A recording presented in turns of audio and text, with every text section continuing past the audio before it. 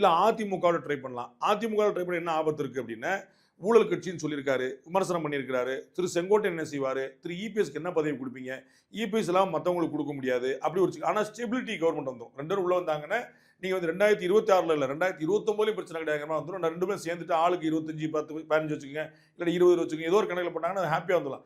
ஆனால் அந்த அண்டர்ஸ்டாண்டிங்கில் வந்து ஜெல் பண்ணுறதுக்கு இடையில பல சிக்கல் இருக்குது. அதை எப்படி சமாளிக்க போகிறாங்கன்னு பார்க்கணும். இல்லைன்னா 3வது வாய்ப்பு இருக்குது, அதிமுக உடச்சி ஒன்று கொண்டு வருது. அதில் வந்து வாய்ப்புகள் தெரிவிக்க நம்ம வந்து திரு செங்கோட்டையன் அவர்கள் வந்து நேரடியாக சேலஞ்ச் பண்ணார் திரு திரு இபிஎஸ் அவர்கள்.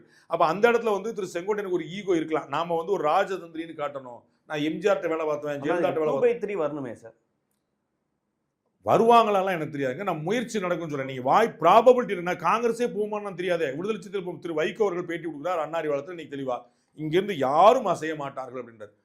அது நம்ம யாரும் அசைவாங்களா இல்லைன்னு தெரியாது நமக்கு. நான் சொல்லிட்டு ப்ராபபிலிட்டி கேட்டீங்க. ஒன்று இப்படி அதாவது 112 நம்பர் எப்படி தொடருது, திமுகவுடன் நீங்கள் சேர முடியாது, பாஜகவுடன் நீங்கள் சேர முடியாது. அப்போ வேற என்ன வாய்ப்பு இருக்குன்னு நம்ம பார்க்குறோம். அப்போ மிச்சம் இருக்கிறவங்களை பூரா நம்ம பேசுகிறோம், இன்க்ளூடிங் ஏடிஎம்கே நம்ம பேசிட்டோம். அப்போ ஏடிஎம்கே ஆஸ் இட் இஸ் இருக்கிற ஃபார்ம்லேயே, இல்லை ஏடிஎம்கே டிஃப்ரெண்ட் ஃபார்ம், இதுதான் 3 வாய்ப்பு எனக்கு தெரியுது.